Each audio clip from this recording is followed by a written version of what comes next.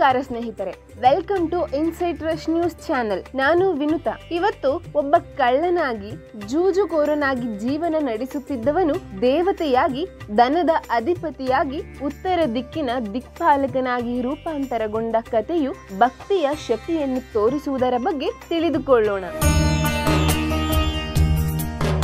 ಕುಬೇರನ ಪೂರ್ವ ಜನ್ಮದ ಕಥೆಯನ್ನ ನೋಡುವುದಾದರೆ, ಕುಬೇರನ ನಿಜವಾದ ಹೆಸರು ವೈಶ್ರವಣ. ಇವನು ಇಂದಿನ ಜನ್ಮದಲ್ಲಿ ಗುಣನಿಧಿ ಎಂಬ ಹೆಸರಿನ ವ್ಯಕ್ತಿಯಾಗಿದ್ದನು. ಗುಣನಿಧಿಯ ತಂದೆ ಯಜ್ಞದತ್ತ ಕಾಂಪಿಲ್ಯ ನಗರದಲ್ಲಿ ವಾಸಿಸುತ್ತಿದ್ದ ವಿದ್ವಾಂಸ, ಶಾಸ್ತ್ರಜ್ಞ, ಯಜ್ಞ ಯಾಗಾದಿಗಳಲ್ಲಿ ತೊಡಗಿದ ಪಂಡಿತನಾಗಿದ್ದರು. ಆದರೆ ಗುಣನಿಧಿಯು ತನ್ನ ತಂದೆಯ ಗುಣಗಳನ್ನು ಮೈಗೂಡಿಸಿಕೊಳ್ಳದೆ ಕೆಟ್ಟ ಸಹವಾಸದಿಂದ ಕಳ್ಳತನ, ಜೂಜಾಟ, ಕುಡಿತ ಮತ್ತು ದುಶ್ಚಟಗಳಲ್ಲಿ ತೊಡಗಿರುತ್ತಾನೆ. ತಾಯಿಯ ಒಡವೆಗಳನ್ನು ಕದ್ದು ತಂದೆಯ ರತ್ನಖಚಿತ ಉಂಗುರವನ್ನ ಜೂಜಾಟದಲ್ಲಿ ಕಳೆದುಕೊಳ್ಳುತ್ತಾನೆ. ಈ ಘಟನೆ ತಂದೆಗೆ ತಿಳಿದಾಗ ಯಜ್ಞದತ್ತನು ಮಾನಭಂಗದಿಂದ ಊರನ್ನು ತೊರೆದು ಬಿಡುತ್ತಾನೆ. ಗುಣನಿಧಿಯು ತನ್ನ ತಪ್ಪಿನ ಅರಿವಾಗಿ ಊರಿನಿಂದ ಓಡಿ ಹೋಗಿ ಕಾಡಿನಲ್ಲಿ ಅಲೆದಾಡುತ್ತಿದ್ದನು. ಶಿವನ ದಯೆಯಿಂದ ರೂಪಾಂತರ ಕಾಡಿನಲ್ಲಿ ಹಸಿವಿನಿಂದ ಬಳಲುತ್ತಿದ್ದಾಗ ಗುಣನಿಧಿಯು ಶಿವಭಕ್ತರ ತಂಡವೊಂದರ ಜೊತೆ ಸೇರಿಕೊಳ್ಳುತ್ತಾನೆ. ಶಿವನ ದೇವಾಲಯದಲ್ಲಿ ಹಸಿವಿನಿಂದ ಪ್ರಸಾದ ಕದಿಯಲು ಶುರು ಮಾಡುತ್ತಾನೆ. ಕತ್ತಲೆಯಲ್ಲಿ ಏನು ಕಾಣದಿದ್ದಾಗ ತನ್ನ ಬಟ್ಟೆಯಿಂದ ಬತ್ತಿಯನ್ನು ತಯಾರಿಸಿ ದೀಪವನ್ನ ಹಚ್ಚಿ ಕಳ್ಳತನ ಮಾಡಲು ಪ್ರಾರಂಭಿಸುತ್ತಾನೆ. ಆದರೆ ಕದ್ದ ಪ್ರಸಾದವನ್ನು ತಿನ್ನುವ ಮೊದಲೇ ಭಕ್ತರ ಕಣ್ಣಿಗೆ ಬಿದ್ದು ಬಿಡುತ್ತಾನೆ.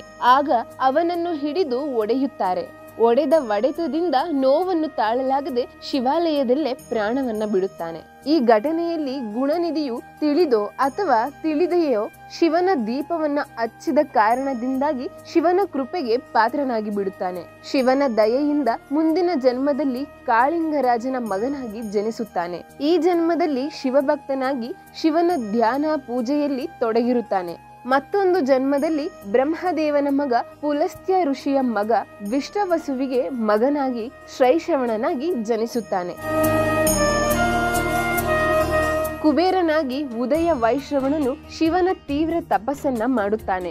ಶಿವ ಪಾರ್ವತಿಯರು ಪ್ರತ್ಯಕ್ಷರಾಗಿ ದರ್ಶನ ನೀಡಿದಾಗ ಪಾರ್ವತಿಯ ಸೌಂದರ್ಯವನ್ನ ನೋಡಿ ಮರುಳಾಗುತ್ತಾನೆ. ಇದರಿಂದ ಕೋಪಗೊಂಡ ಪಾರ್ವತಿಯು ಅವನ ಬಲಗಣ್ಣನ್ನು ಹೊಡೆದಳು. ಆದರೆ ಶಿವನ ಮನವೊಲಿಕೆಯಿಂದ ಪಾರ್ವತಿ ದೇವಿಯು ಕುಬೇರನಿಗೆ ದೃಷ್ಟಿಯನ್ನ ಮರಳಿ ಕೊಡುತ್ತಾಳೆ. ಆದರೆ ಇಂದಿಗೂ ಕೂಡ ಕುಬೇರನ ಬಲಗಣ್ಣು ಚಿಕ್ಕದಾಗಿಯೇ ಉಳಿದಿದೆ. ಶಿವನು ಕುಬೇರನಿಗೆ ದನದ ಅಧಿಪತಿಯಾಗಿ ನವನಿಧಿಗಳ ಇತರೆ ಒಡೆಯನಾಗಿ ಉತ್ತರ ದಿಕ್ಕಿನ ದಿಕ್ಪಾಲಕನಾಗಿ ವರವನ್ನ ಕೊಡುತ್ತಾನೆ. ಇನ್ನು ಕುಬೇರನ ಜೀವನವನ್ನ ನೋಡುವುದಾದರೆ, ಕುಬೇರನ ಮುಖ್ಯ ನಗರ ಅಲಕಾಪುರಿ. ಇದು ಕೈಲಾಸ ಪರ್ವತದಲ್ಲಿದೆ. ಇದು ಯಕ್ಷರ ರಾಜಧಾನಿಯಾಗಿದೆ. ಕುಬೇರನ ವಾಹನ ಮುಂಗುಸಿ. ಕುಬೇರನ ಪತ್ನಿ ಭದ್ರೆ ಅಥವಾ ರಿದ್ದಿ ಎಂದು ಕರೆಯಲಾಗುತ್ತದೆ. ಕುಬೇರನು ಯಕ್ಷರ ಅಧಿಪತಿ, ಧನಧಾನ್ಯದ ದೇವತೆ. ಇವನು ಶ್ರೀನಿವಾಸ ಪದ್ಮಾವತಿಯವರ ವಿವಾಹಕ್ಕೆ ಸಾಲ ಕೊಟ್ಟವನೆಂದು ಪುರಾಣದಲ್ಲಿ ಉಲ್ಲೇಖವಾಗಿದೆ. ತಿರುಪತಿಯ ಶ್ರೀನಿವಾಸನ ಭಕ್ತರ ಕಾಣಿಕೆಯಿಂದ ಈ ಸಾಲವನ್ನ ಇಂದಿಗೂ ಕೂಡ ತೀರಿಸಲಾಗುತ್ತದೆ ಎಂಬ ನಂಬಿಕೆ ಇದೆ.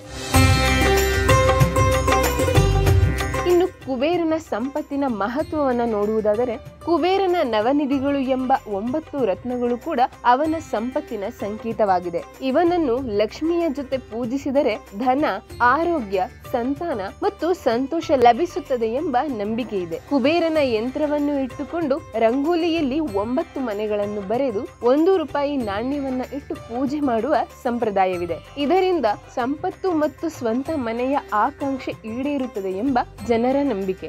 ಈ ಕಥೆಯು ಭಕ್ತಿಯ ಶಕ್ತಿ, ಶಿವನ ಕಾರುಣ್ಯ ಮತ್ತು ಒಳ್ಳೆಯ ಕರ್ಮದ ಮಹತ್ವವನ್ನ ತಿಳಿಸುತ್ತದೆ.